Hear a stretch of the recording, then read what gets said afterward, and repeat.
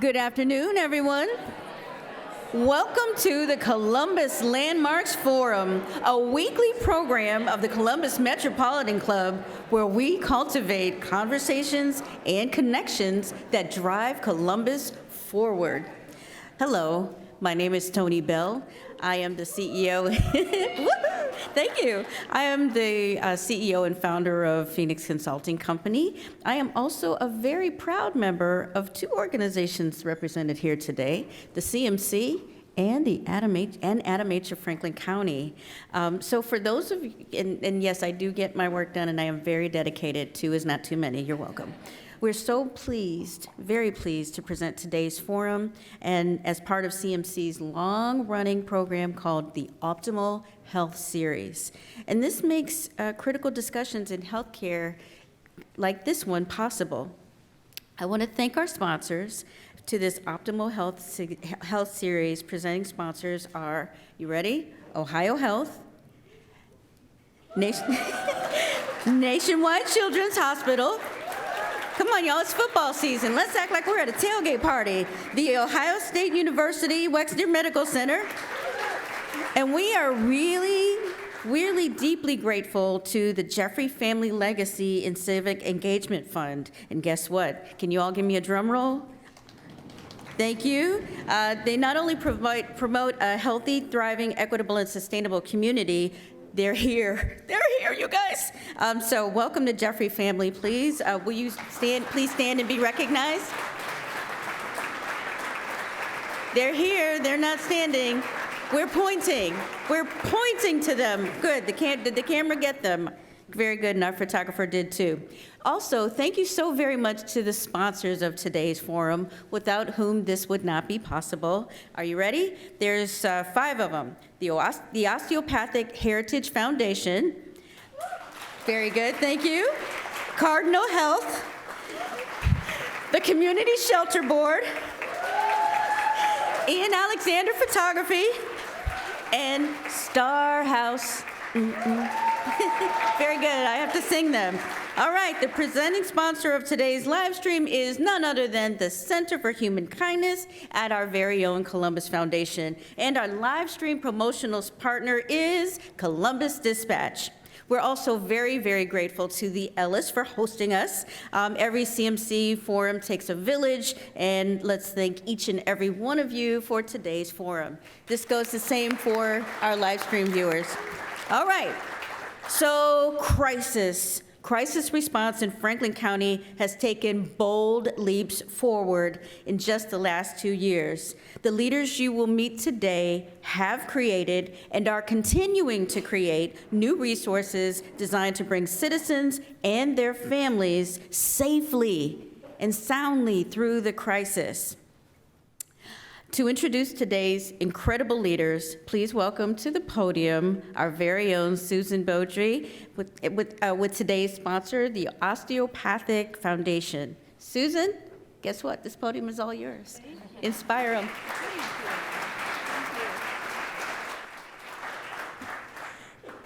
Good afternoon, everybody. It's so great to see some friends and colleagues here, and I'm particularly excited to be able to introduce today's forum and our esteemed panelists. I wanted to start by saying this is a conversation that's been a long time in the making. Nearly a decade ago, community leaders recognized there was a growing mental health crisis in Franklin County. With increased demand for behavioral health services, emergency room departments were being overwhelmed, and community-based services were limited, often having to turn patients away when they needed help the most. In response, the Alcohol, Drug, Mental Health Board of Franklin County, ADAMH, and the Central Ohio Hospital Council, along with a host of other individuals and organizations, partnered with the Columbus Foundation to form the Psychiatric Crisis and Emergency System Task Force. Through this task force, these dedicated individuals grew a collective understanding that resulted in their highest recommendation that centered on creating a comprehensive system of crisis care. Fast forward to today, and the soon-to-be opening of the Franklin County Crisis Care Center here in Columbus. Supported by private and public investment, including the Osteopathic Heritage Foundation, this new state-of-the-art facility has a no wrong door approach. That means all adults who present for care will receive services. And this is kind of the first time that we've been able to do this in this community. The Crisis Center will also incorporate innovative best practices, which you'll hear about today from presenters, and you'll also hear about other vital supports to crisis care, including the 988 hotline and non-police crisis response. We have much to be proud of with this new system of care, and on behalf of the Osteopathic Heritage Foundation, I wanted to just express gratitude to the panelists today for your role in increasing access to vital care and improving quality of life in our community. With that, I'd like to introduce today's panelists. First, Columbus City Council member Melissa Green, welcome.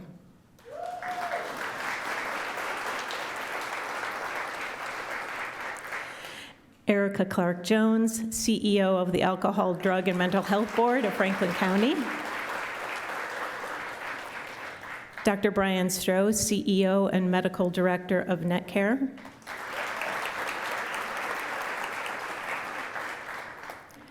Chana Wiley, co-chair of the Columbus Safety Collective.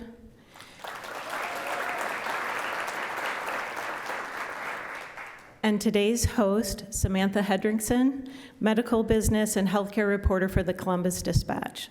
Welcome. We look forward to the conversation.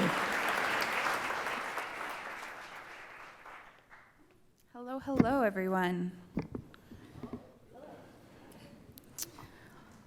All right, let's get started setting a bit of a foundation for our conversation. So let's define crisis care and what a crisis care response looks like as opposed to a traditional law enforcement or other emergency response to a crisis. Well, good afternoon. Thank you for the question. It's an honor to be on this panel and to be in the room with so many colleagues and partners that have really made our reinvention of our local crisis system possible. So for us, a behavioral health crisis, when an individual has one that's either related to mental health or substance use disorder, we want there to be resources, either someone to call, someone to come, or somewhere safe to go in this event. And so if you had a crisis in Central Ohio 15 years ago, it's going to look really different on the last day here in 2025 here in Columbus, Ohio, and Franklin County. 988 is what we recommend as the first number to call when you are in crisis, and it is not a safety-related issue. We want you to call 988. We know, and I know you'll hear more here, but several calls are de-escalated right there on the call. There are professionals on the 988 line that can de-escalate a situation or triage a situation and determine if someone needs to respond. For us, someone to respond is our mobile crisis teams, which our community has several of. These are individuals that are clinicians, trained professionals, sometimes even with a peer, and sometimes they join law enforcement to go out and meet the person where they are, in the community, in their community-based setting, hoping to be able to address the challenge right on site. But if that cannot be done, we want there to be a safe place to go. Now, we know our hospitals have stood in the gap for so long. And as Susan mentioned in the opening, in 2014, we had so many individuals that were in psychiatric crisis, filling our emergency departments inappropriately, frankly. We didn't have enough room to accommodate them. We weren't treating them in the best possible setting. And so the recommendations from that plan, going to the foundations, was to make sure we build out our capacity in the community to be able to treat these crises. And so a community-based crisis facility to be able to be a safe place where people can go, we think is a great addition to our community. So for us, it's not about one form of crisis care. It's the entire continuum of crisis care that supports individuals who are in mental health or psychiatric or substance use disorder distress. Let's, if it's okay, kind of go down the line. I want to talk about the different parts. You guys are all, very much in that continuum of care, but I want to talk about each of your individual roles in this crisis care community that we're building here in Columbus, Ohio, and what your individual responses look like. We are an unusual community behavioral health center. We most provide outpatient services and do it well. We were conceived differently, or we were reorganized differently, I should say, about 20 years into our existence, and we focus mostly on crisis. So we do lots of things that maybe you're familiar with or maybe you're not, and frankly, that you might not be aware of them is partially by design, but it's also worth talking about. So we do some community mobile, we run the community mobile team, which is a 24/7 team of a clinician and a peer who go out to folks who are willing to have us while they're in crisis. Most of those calls are coming from our legacy phone line and from 988. We do both of those as well, so that's another line of service for us. You may have seen our vans driving around town that are marked Netcare. Those are the row vans. We pick up people who are publicly intoxicated and take them to a place of safety so that we can get them engaged in treatment. We've been doing that for decades.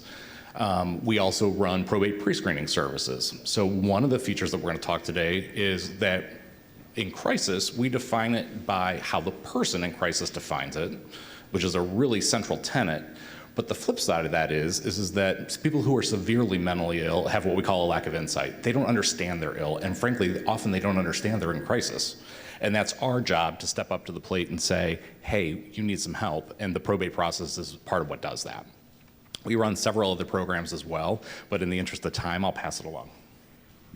Hi, everyone. I'm Chana, Wiley again with Columbus Safety Collective Campaign, and we are running a campaign to put an issue on the ballot in May of 2026 for a non-police response system to mental health, behavioral health, our houseless community, the substance abuse community, and we are trying to complement these services that already exist. There are over 100 calls a day that come into the 911 center for behavioral and mental health calls, and we just can't respond appropriately to all of these calls currently. So what Columbus wants to do, the residents have said that they want this program around 80% through our polling. I've been working the last 5 years with the collective and also this last year with the campaign. So we want to reimagine public safety and get people the correct response and complement existing programs to streamline everything. So we know that that person on the line, whether they call 988 or 911, they're getting the correct response.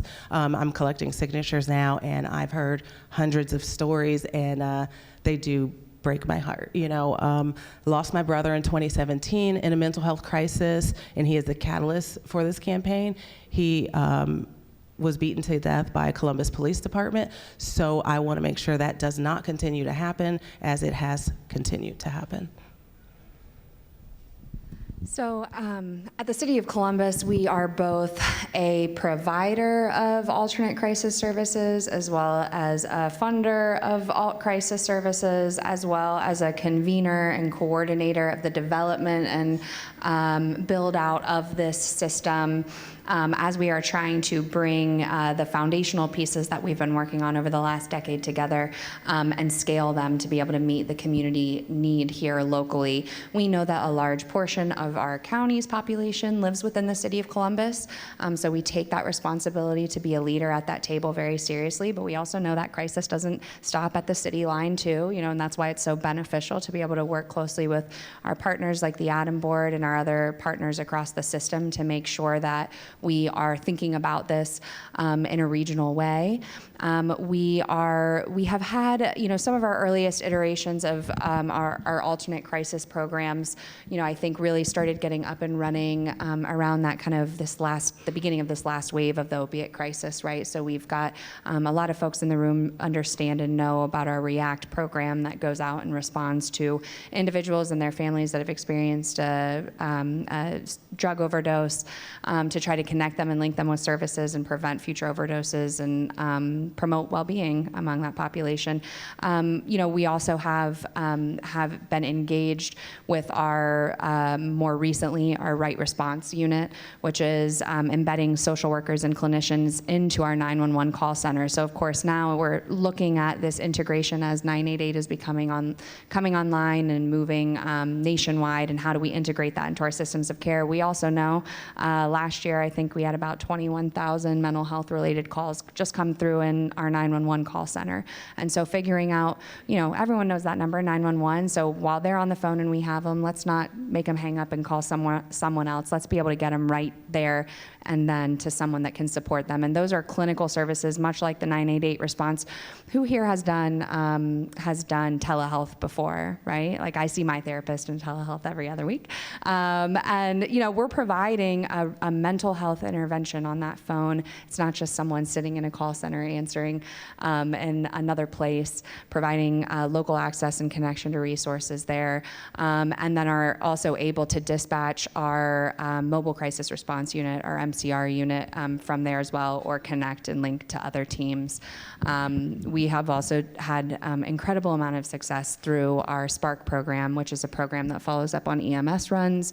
We estimate that program diverts and prevents up to 15,000 EMS runs a year by being able to prevent a crisis through those follow-ups. And so we know that those holistic interventions work, and we're working to figure out how can we build out what we have and continue to go further to meet more people where they're at and support more people in our community. And Samantha, I just wanted to make sure everyone understands the role of the Alcohol, Drug, and Mental Health Board. We, by Ohio Revised Code, are responsible for the planning, the funding, and the evaluation of community behavioral health services across our county. There are 49 other boards like ours across the state of Ohio. We have a very strong relationship with OMAS, and so we weigh in on policy. But when it comes to crisis, 31% of ADAMH's budget goes to crisis. And by the way, our largest source of revenue is a property tax levy for homeowners in Franklin County. The last time folks voted for it here in Central Ohio was 2020, and we're back on the ballot this fall. So roughly $30 million goes to support the efforts that at Netcare, Maryhaven, RI, and the Franklin County Franklin County Crisis Care Center, and several other community-based providers. We have relationships with over 50 different nonprofit providers here providing behavioral health in our community. And as Councilmember Green mentioned, we are a convener of tables. That is what we do. We do it for crisis, we do it for treatment, for recovery, for prevention, family supports, and housing alongside our partners at the Community Shelter Board. So we are embedded within the system, and we use our resources responsibly to make sure there's a behavioral health safety net for our county. Great, thank you guys. Perfect foundation to give us what we need, and thank you for giving some numbers as well. I'm curious, this is a lot of progress in just a few short years. What really kicked off this what did you guys see of, Columbus needs this. This is something that's going to benefit this community. What were you seeing in the community that told you that this was a need? I'll start, but then I'll kick it over very quickly. I think, first of all, I'm really glad that you say it seemed like it happened in a really short amount of time, because I think the partners in the room would say this is an 11-year journey at a minimum. That doesn't... Small eternity. Small eternity, right. I think the conversation was happening informally well before 2014. In 2014, the Columbus Foundation, Osteopathic Heritage Foundation, Central Ohio Trauma System, our hospitals all came together and said, this cannot continue. And so the first thing they said was, let's build a system of partnership and agree that we all have a responsibility to change how individuals experience crisis in our city and build out a whole system, not disparate parts. So I think in the last 5 years, though, you've seen a lot of momentum, and kudos to the state of Ohio and the Ohio Department of Mental Health and Addiction Services. I mean, they supported 988 for the state of Ohio. They pushed it out to all of the counties. And Franklin County, the minute we heard about it, we said, yes, please. We signed signed up. We support 988. As a matter of fact, we supplement 988 every year with about $1.1 million to make sure no call is dropped, every call is answered and connected to services. So I appreciate that, but it was in response to, and Dr. Stroh, I know Netcare was at the table. It was in response to emergency departments having long boarding times for individuals in psychiatric distress at a minimum, but please elaborate. Sure. Erika and every board in the state is responsible for providing crisis services. And counties do that different ways. Some counties say, we're going to subsidize emergency departments to handle this for us. Franklin took a different approach in the mid-90s and said, we're going to build a crisis center, and that was Netcare. By the time we got to this conversation, we're at the place where we had folks sleeping on floors. We had kids commingled with adults because we didn't have the room to separate them. We were way beyond capacity, and the ERs were right there along with us. That, timed with the opioid epidemic, which quickly became a fentanyl epidemic, and Medicaid expansion, changed this whole game for the better in what I said is a short eternity, but is actually kind of the blink of an eye. And so we are finally at, or coming up on anyway, there is no wrong door. You can get a hold of this system any which way, exactly the way we do in the rest of healthcare. One of the criticisms of behavioral health is that it lives differently than the rest of the healthcare system does. Part of that is out of necessity, and part of that is a barrier that we're working to break down. For me, I think it started when I lost my brother, honestly, because that's when I was activated and started my advocacy. So it started then, but I can agree with the two of you that it started a long time ago when Columbus saw the need for the change. And what we want to do with the campaign, like I said earlier, is just complement existing programs and scale them up and have all those services integrated so there's no wrong door approach. And so when someone calls 911 or 988, they are going to get a continued response that is going to help them in a safe manner and bring them to care, even if they don't need to be brought in, but they're de-escalated over the phone, or we just meet them in their communities. So this campaign will definitely give the residents of Columbus what they've been asking for a long time, is a non-police response system to these mental health calls, and also that sometimes they're afraid when they see officers, and sometimes officers just aren't trained appropriately, and we appreciate our officers for what they do and all the hard work that they do, but we would like medical professionals, peer supporters that are trained to respond to these calls. If I can add to that for just a second, it is vitally important to remember, and I think most people in this room know this, but if you don't, there is a perception in the media that mentally ill people or substance using folks are inherently dangerous. The statistics show over and over and over again that people with behavioral health concerns are much more likely to be victimized rather than do the victimizing. So that is a consideration here. When we built this system, we said, look, we're not trying to criminalize people's health problems. We don't want that. And that's part of how we got here today as well. I would like to add that in this no wrong door approach that you mentioned, and Chana, you mentioned, for us, it's anyone can seek behavioral health support regardless of their ability to pay. That's what we're able to do as a community-based behavioral health care system. So whether you are insured, underinsured, or have no insurance at all, we're going to make sure providers in our network are able to see you. That kind of slides into my next question of, with law enforcement having historically been the first responders to people in these kinds of crises, what were, prior to these implementations, or even continue to be, consequences of that system that's been held on to, whether it be for families, for police themselves, and people actively in crisis? I think that's its own CMC forum, trying to unpack some of that. I think, you obviously have, of course, a sense of community mistrust that needs to be earned back over time, and consistency and continued demonstration of change in policy and values, reaffirmation of values over and over and over again, the same as in any other type of relationship in any of our lives. I think that, thinking about thinking about the impact on the system itself, right? Figuring out how we can appropriately adjust course to make sure that people are getting the right interventions, right? And I'm a social worker, a very proud licensed social worker.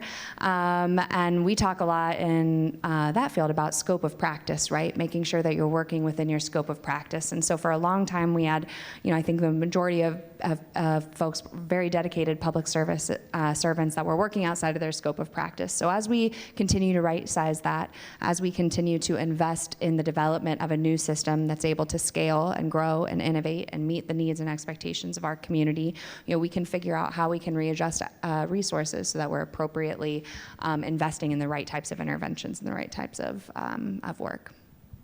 In an interesting take, I've spent my entire career in behavioral health crisis, and when we're talking about reallocating system resources, it is actually very reassuring that no one's being territorial because it's a power grab or because whatnot.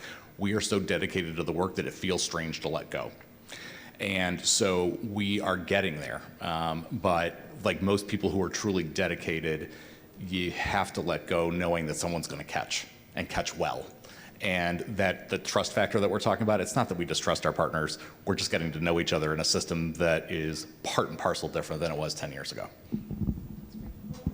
And when you speak of the trust factor, one thing that our campaign wants to do and that our community crisis amendment wants to do is build trust in our communities, that when you call and you call for help, you're confident in knowing that you will not get harmed and you will get the right response that you need. And community trust is very important. And Chana, as a community organizer, I want to specifically ask you, have you seen a change since these things have been more implemented in the community when it comes to that trust? Or what work and accountability is still needed? I have seen a change, with 988 rolling out, people are happy, they're confident that they're going to get the correct response. It's just that when you're in a crisis, sometimes people don't remember to call 988. They kind of revert back to 911 because we've been using it for so long. And, sometimes it's new, we're working on it, and we just don't always get the right response. I was collecting signatures, and a few people were just so excited to sign. They had a case manager at this building had called for help for a lady. She was just released from a psychiatric hospital maybe 4 days prior, and she had went in herself to get help, was released, and was cutting herself. It took the case manager an hour to find who they needed to call. That's way too long. The lady could have literally bled out, but it took her an hour because she called Netcare, she called 988, and then she called 911. But the case manager didn't want to call 911 initially because she was fearful of the outcome. But then she said, I should have just called 911. Maybe they would have came sooner, because there were just different fragmentations and faults in calling originally. So we just want to get that cleaned up, and we want to help people get a quick, correct response. And speaking of new, I think in the last 30 days, actually it's probably not even a week old, but 988 and 911 have come to an agreement on their protocols and procedures, and now there will be a partnership where 911 can transfer calls to 988 so that we can get the appropriate response. So thank you for bringing that up. I think illuminating that situation, us listening to that, and all of our partners, and I'll just say something about trust, by the way. We also had to build trust among our partners. It's not just, it is the trust with the community and our providers, but it's our providers with our other partners. Law enforcement, our emergency medical technicians, they have to trust when they're coming to a community-based facility, the individuals are going to get the care that they need as well. And so we've been learning how to work together, work cooperatively, plan together, and keep each other accountable. To the point that we've got all this service array, one of the interesting things that we're running into, and I think we all became, whether we meant to or not, got a lot more comfortable with telehealth about 5 years ago now. 988 is interesting in that it will stay on the line as long as makes sense. So if I can de-escalate, we can just de-escalate somebody, and that takes 75 minutes, it takes 75 minutes. The interesting thing is, again, 988 is a consortium of providers. There's a common number you dial, and then a big computer in the sky redirects the call to call centers, right? For our call center, 93% do not require an in-person touch at the end of that call, but that's because we can talk as long as we need to, okay? So think of it kind of as on-demand telehealth that is not going through your insurance. And then you get a better picture of why that service makes so much sense. Not that people don't need in-person responses sometimes. 7% absolutely do. And that's why we want to make sure that we use the rest of our armamentarium well. Is this something that a civilian team can respond to? Yes or no? Is this something that, as if on cue, is this something that requires a first responder? Yes or no? Is this something that requires a probate team? Yes or no? We can stratify that last 7% much more precisely when we're given the time to work through people's issues rather than say, I really need to take that next call. So I want to talk about diversity and equity in crisis care. Recently, the Trump administration ended the 988 Lifeline's special service for LGBTQ young people. What impact have you seen from this decision so far across crisis care response? And are you preparing for any similar moves for other identity groups? And how can we ensure we are addressing the diverse needs of a population in crisis care? That was a lot. I can start with that one. I will tell you, I lead from the lens of being a gay man, that at the end of the day, I absolutely wish option 3 were still there. I will also tell you that I think that the rest of the options in the call tree are equally able to take care of my community. We train folks to take every eventuality. I could show you a litany of trainings that our 988 staff do that cover lots and lots and lots of bases. I am less interested in which numbers are out there to push than when you talk to somebody, they're able to help that person. Part of me really does want that option back, and part of me thinks it's a distraction. Let's do our job and do it well. Any other thoughts? My only other thought is I hope no other group will be eliminated from services or targeted for any means. Here locally, though, no one will be turned away for service, regardless where they live, what their background is. That's not what we do here in Franklin County.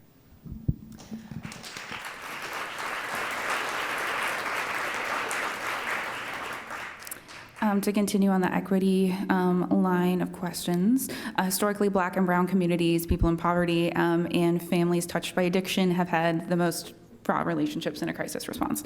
How are the new approaches addressing those issues? We talked about trust in the community, but issues of equity that unfortunately have been a part of our system for a long time. We, for years, we did crisis for the better part of 30 years. And when we looked at our data for decades, over and over and over again, we were disproportionately serving Black men. And there's a reason for that. There were no ongoing services, or not enough ongoing services that reached that way. And that's not a fault of Adam or anyone else. It was that community wasn't as engaged by the system as it probably should have been. We pivoted to some outpatient care, and one of the things that we told SAMHSA, the Substance Abuse and Mental Health Services Administration, when we got a grant to stand that up, was our target. One of our targets was, we know we've been serving this population for decades for lack of ongoing treatment options. So the flip side, and I think Erika would agree, but I'll let her speak to this, is you can build a crisis system. You also have to build a treatment system that is set up to not let people either linger or live in crisis. It's both. So a crisis, just like in an ER, an emergency department is necessarily dependent on other medical services to get people well and keep them well, with the fallback for when that happens. But it really is two sides of the same coin. Just to support that, we spend, like I had mentioned earlier, 31% of our budget is for crisis, 36% is for treatment. So we recognize it takes an entire community to do wraparound and follow-up services to keep individuals from going into crisis in the first place. And done well, we know that we can prevent 85% from coming back. I think at the city, health equity is built into everything that we're doing. It's built into our interventions, things like the CARE Coalition, through Columbus Public Health, through our initiatives and the changes in policy that we've implemented, changes in training that we've implemented through the Columbus Division of Police and across our public safety department. It's built into the way that we staff and position our programs in the community to make sure that we're addressing health inequities and that we're available in communities that have been disproportionately impacted by whatever issue it is that we're there to combat. And it's something that we're thinking about every day and have to continue thinking about more than ever in this current political climate that we're existing in right now. Well, I have a lot more questions on this list that I wish I could ask you, because this has been a great panel so far. So thank you guys so much. It is CMC's longstanding tradition to take audience questions. We'll move to questions from our live stream and in-person audiences in just a few minutes. If you have a question, please make your way over to the microphone in the back of the room. You can see Doug waving over there. If you're joining us online, you can please type your questions into the chat before we take audience questions. I have one more question for you guys. If we succeed in building the system that all of you envision, what does Central Ohio look like 10 years from now when someone has a mental health or addiction crisis? Okay, what I envision in the next 10 years, if we all succeed at what we want to do, is Columbus looking like half of other cities in the world that have alternate crisis response programs. We just get a safer response. We have healthier communities. We have more trust in our communities, and we have systems that are set up to see us succeed all the way around. Thank you. Now I'm going to try her mic. Oh, it works, see? I would second that. In medicine, we spend a lot of time. No, it's not. In medicine, we spend a lot of time talking about this phrase, level of care, right? And if done well, systems are built out where it accommodates pretty much every level of care. And that should be everything from, I can walk into a center, I can pick up a phone. I'm a young kid, I text. I don't talk, I text. So good, well let's do text. We should be able to get you into a hospital when you need to, and you should be able to get out of the hospital with resources that make sure that you stay out of the hospital. So we are a heck of a long way from where we were 10 or 15 years ago. There's room for improvement in every single sphere of everybody's lives. So we're working toward that, but we're getting there. We're going to go down the line. I love everything that both of them shared, and I know we all agree to that. The challenge, and I hate to bring us down, but as a community payer, the challenge is sustainability. I think if we demonstrate proof of concept that people are better and our city is healthier as a result of us having unfettered, equitable access to behavioral health care, if we can use Columbus, Franklin County, as a demonstration project to prove additional funding, dedicated funding, should be given to communities to support, fully build out crisis continuums, we will be better off. And that, I think, is the next best step. And I know we have partners at Ohio Mental Health and Addiction Services helping to work to make this happen. That's along the same lines of what I was gonna talk about here. I think that what we have here is it's a resource issue, right? When you imagine that, we're really only scratching the surface of, I think, of what the need is and what the potential could be for us to provide these services. Right now, Adam Board's only funding, you're funding a lot of the clinical side of that work. We're doing some of the stuff in the that's more integrated into 911 and our emergency response systems. And you're spending $31 million a year. If we think about the fact that right now we have 1,800 police officers that are employed at the Columbus Division of Police, if we think maybe 25% of those calls could be diverted into an alternate crisis response program, that's 450 clinicians. If you do the math on that in our budget, that's probably somewhere between 50 and 85 $5 million a year, which is a whole nother levy. That's about how much money our Adam Board revenue generates through their levy right now. And when you think about workforce issues, Central Ohio, the state of Ohio, the United States of America is in the midst of a very well-documented behavioral health workforce shortage crisis right now. So even if we had, on the top end, $85 million to be able to fund this big and important work, we're not going to find 450 clinicians without strategic integration into our current existing continuums of care. And that's something that we've done really, really well here in Columbus and Franklin County for a long time. There have been barriers that recently have started coming down through innovative practices and data sharing and electronic medical record keeping and changes in policies and restrictions that sometimes I think would have been prohibitive, but now we're moving into what is well accepted as the systems of care approach as a best practice, both in relation to the work that we do in crisis services, but across the board in healthcare, right? You have a chest pain, you can walk into any doctor's office, you're gonna pretty much have the same experience, right? You're gonna get an EKG, they're gonna send you to an emergency room, you're gonna be evaluated, you're gonna be on medication, you might have surgery, you're gonna have medication for the rest of your life, you're gonna receive follow-up and checkups from that one crisis situation. And we think there should be parity, there should be equity in the way that our behavioral health system as a whole is working. We couldn't hire those 450 clinicians without creating massive infrastructure challenges in the other parts of our continuum of care. And as we've learned over many years, crisis response is actually one of the most expensive types of response. So if we rob the system of its resources, both financially and from a workforce perspective in other areas, we only create other problems in other areas. So we have to be thinking about how do we build a workforce here in Central Ohio? How do we fund a comprehensive program that's able to do what we know it's capable to do if it's properly resourced? And how do we mobilize and integrate into our existing systems of care so that we can make sure that people have access to the full range of services that everyone needs throughout their lifespan, that we're not just focusing so much solely on building out one crisis program, that it has a detrimental impact on the rest of our continuum of care. Thank you guys again so much. Now Doug is curating some questions from our live stream audience. For those of you here with us in person, that microphone line is looking pretty short, if you don't mind. But our panelists have also done a really excellent job of, I think, covering everything, so I understand. But Doug? Samantha, thank you very much. Thank you so much to today's panelists for a great and an important and critical conversation. Thank you all. If you do have a question for today's panelists, please do join me here at the microphone, as this gentleman just has. If you're watching online, please type your question in the chat. It'll get texted to me. We'll try to get to as many of those as we can. I'm going to launch us off with this one. Can you speak a little bit more about how these particular crisis care resources are being funded? And are the federal grant and spending cuts likely to impact crisis care in Central Ohio? I might add, will the changes to Medicaid also impact crisis care in Central Ohio? I'll start us off. Yes.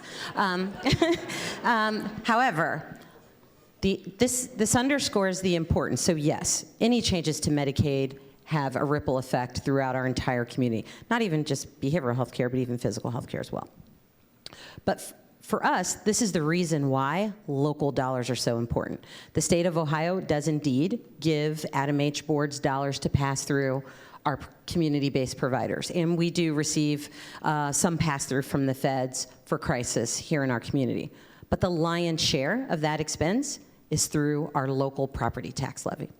And so ADAMH, we feel now, and while we are a minority payer, there are obviously managed care plans that support an individual's care if they have that, but ADAMH is that safety net. We make sure that these services are available in our community. So this is why it's important to support the local levy, because it keeps these systems supported. I'll stop it. So the word parity got, is this the dead one? I'll treat you. The word parity got mentioned earlier, and what a lot of folks don't know about behavioral health financing is it's really, as I mentioned, the system's wildly different about how we provide care. The system about how we pay for it is also wildly different. Boards exist because we deinstitutionalized patients in the 60s appropriately. We said we're going to spend money not hospitalizing people. We're going to put that money into community resources. No other medical problem has a parallel system of care the way we do. So that parallel system to the outsider, you look and say, why are you so much different? Because this has been entrenched for 65 years. Crisis, interestingly, is not paid for by most private insurers. It is not paid for by Medicaid, and Medicare, well, that depends. So it does right now rely on boards. The irony of this is if I have a psychiatric crisis and I need that level of crisis services, that's not covered. If my same organ malfunctions and I have a stroke, fully covered. EMS gets covered, your ED gets covered, your surgery gets covered, your medicines get covered, no question. So we still have this divide up between the psychiatric side of the brain and the neurologic side of the brain, and the funding models go with that, and it's high time we talk about that too. Yeah, if I might, I just, yes to all of that. Well, first and foremost, I want to give the ADAMH board credit, the flowers that I think you deserve, because 31% of their budget right now is going to crisis services. That's a whole new side of continuum of care that did not exist before. And so the ability for them to be able to maneuver in their budget to be able to make that work and do it, without any support or, just to step up and say, I know this is the right thing to do and we're going to do it and we're going to figure out how to make it happen, that I think is commendable. So if we can give them a round of applause. And then the next thing that I really feel like is important to say in this moment is related to that equity and that pay equity. And I'm going to say something that I don't think a lot of elected officials feel, but I believe that's really important for us to speak truth to power in this moment and to talk about the inequity in the way that we have funded our human services programs and our social safety nets for as long as they have existed ever since the Great New Deal. And I'll use, I'll use a little bit of an example. At the city, when we have a need to build a bridge, we ask the experts to tell us how to build a bridge. They tell us how to build the bridge. Then we ask architects and engineers and construction experts, how much does it cost to build that bridge? They tell us how much it costs. We pay them the amount of money that it costs to do that big and important work. They build us a wonderful bridge. In fact, we actually make sure that they don't eat a loss if the project actually runs over. And they build us a bridge, and we've got a great structurally sound bridge to be able to drive on for generations. But as it relates to the way that historically at every level of funding, for the funders in the room, myself included, that we have funded our human infrastructure.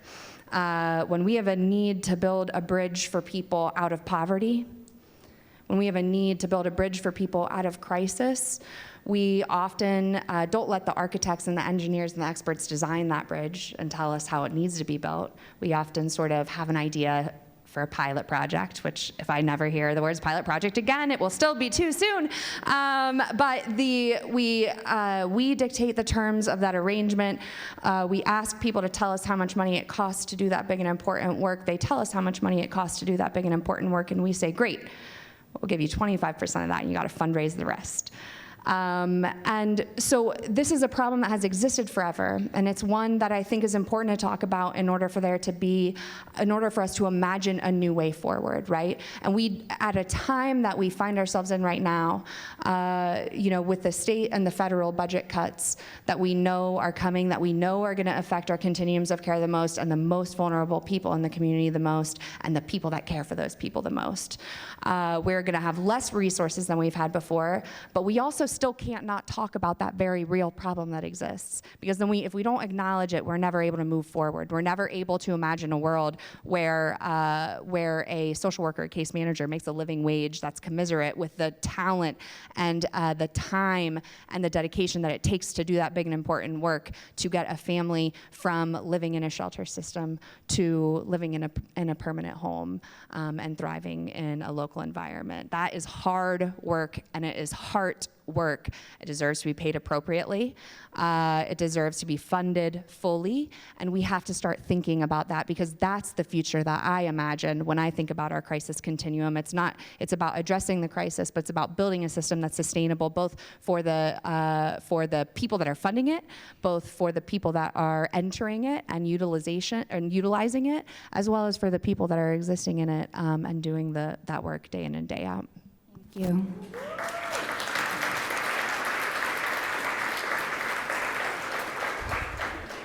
Have another question? I had the privilege of being able to be at the ribbon cutting for the Crisis Center and see inside the space, and I want to brag on you all a little bit and what you've done there, and wondering, Erika, if you could talk a little bit about all the things that happen once a person arrives at the care center, but then the whole host of services as they consider leaving and going back to their family and the community. Absolutely. Also, I also had the privilege of touring it, and if you don't mind also touching on the really intentional architecture of the space and the physical functional journey that you go through the building, I think that's a really cool thing to share. It's just a very tangible thing that people can see as a holistic approach. Well, thank you very much. Thanks for the question. And already, I'm going to say we have an expert resource in our staff. He's in the back of the room. So if you want to know more, Jonathan Thomas is available to give you more details on this project. But thank you for the question, Susan, and thank you for the support of the Osteopathic Heritage Foundation. Dr. Stroh made a point, and I want to make sure I illuminate it. We have had community-based crisis center in our community for decades. What we have now, and I am thrilled to say, within the next 20 days will be open on the west side, will be additional community-based capacity. No wrong door, 24 hours a day, 7 days a week. There is a dedicated entrance for first responders, law enforcement officers, and mobile crisis response teams so that they never have to wait and they do not get turned away. This journey, the Franklin County Crisis Center, again, many years in the making, is it is an environment where the individual and their needs is put first. It is person-centered care. It looks different, it feels different, it is different. It is a home-like setting for individuals to be there for short crisis days. So we have 60 medical recliners for individuals that are going to be monitored for 23 hours or less, right? To be able to interact with a professional, understand what is happening, de-escalate the situation, determine diagnosis, and determine what is the next most appropriate level of care. When fully operational, not only will we have the crisis observation units, 60 recliners, we'll also have a behavioral health urgent care right there, again, available to anyone. And it has light medical care, thanks to our partners at the OSU Wexner Medical Center, who are our partners here in this facility. So that light medical issues that are happening at the same time an individual presents with a psychiatric crisis or a substance use disorder emergency don't get turned away. They don't say, hey, you have this, you have to go to an emergency room. No, we wanted to treat that there. Additionally, when fully operational, we will have inpatient beds on the second level, just in case we need longer observation or there's no space within our community to be able to see people. As far as architects and the architecture and that journey, we did design the building with the patient's journey in mind. Never did we want someone to have to go back into an environment. We wanted them, from the minute they step foot through the door, to always have a forward-moving journey, because recovery is about moving forward. And we recognize individuals may come back, but we're going to set them on the right path. One of the distinct features, and there are several distinct features about the Crisis Center, all of which can be seen with video that we have on our website. But what's very interesting is the discharge lobby and the entrance lobby, they are separate. So when you come in crisis, we recognize there is a certain state that you may present in. We don't want you to leave in that same way. We don't want you to be triggered by something that's happening in the lobby. We want to set you out on your journey with support, wraparound services, medications in hand. There is an on-site pharmacy as well, to get you on the best path forward. The other thing, and Susan, I think mentioned it, is our goal is not to have you leave the facility with a flyer or a brochure. We want that relationship to happen, that intentional relationship with a community-based provider to happen while you are in the center. And so we took a stand, we made a decision, and we said we are going to build space for other community-based partners to take up residence in that crisis center on the second floor so that they are always close to the patients they serve. And so they're always welcome. They have secure workspace and a secure digital environment that they're able to connect with the resources at their home agency and yet build relationships with the people in the facility. Now, what I just said doesn't do it justice. The photography is beautiful, the experience is different, and the experts in the back of the room, so make sure you see them if you have different questions. Do we have any other questions, Doug? Very briefly, we just have about 1 minute left, but Henry Shore asks, what remaining gaps in crisis care have we identified, and which one should be the priority? I think that our response that's needed in the community is ever changing, because issues that people are experiencing in our community are ever changing. I think there's, we talk about crisis a lot in terms of mental health and substance use disorder. We are also in the midst of a housing crisis that most certainly is incredibly disruptive to people. So figuring out how we can integrate in other different types of crisis intervention to address different types of needs and have a system that is flexible and able to evolve as the needs in our community are changing and evolving is going to be important. And I think to the points I made earlier, my number one concern is scale, figuring out how to invest and shore up, to organizations like Netcare that have been doing this work for 50 years have done it this whole time at a loss, at a financial loss, and figured out how to make it work and how to make up the difference, because this work matters, because they're mission-driven organizations. And so figuring out how do we shore up our existing infrastructure now, as we know there's going to be cuts that are going to affect existing services today and our capacity we have today, and how do we generate resources so that we can scale them to continue growing and meet needs in the future. I do agree. I know we have to wrap up. I agree funding is a challenge, but I would say this. Data, right? We are collecting data now. We want to be able to make data-informed decisions about how we allocate our resources in the future. When we attract these resources, we want to make sure we're allocating them appropriately. Our data suggests there are between 350 and 400 crisis interactions per day in our community.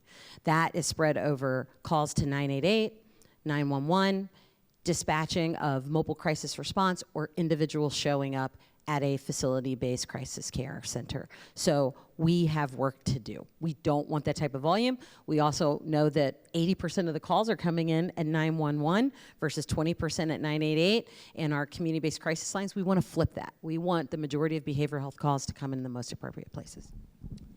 I think, I can't tell if that's stop or hurry up. Okay, don't talk. I just want to say that I think an alternate crisis response that doesn't involve officers is what's missing. Thank you. Thank you. I will now turn it over to our presiding officer, Tony.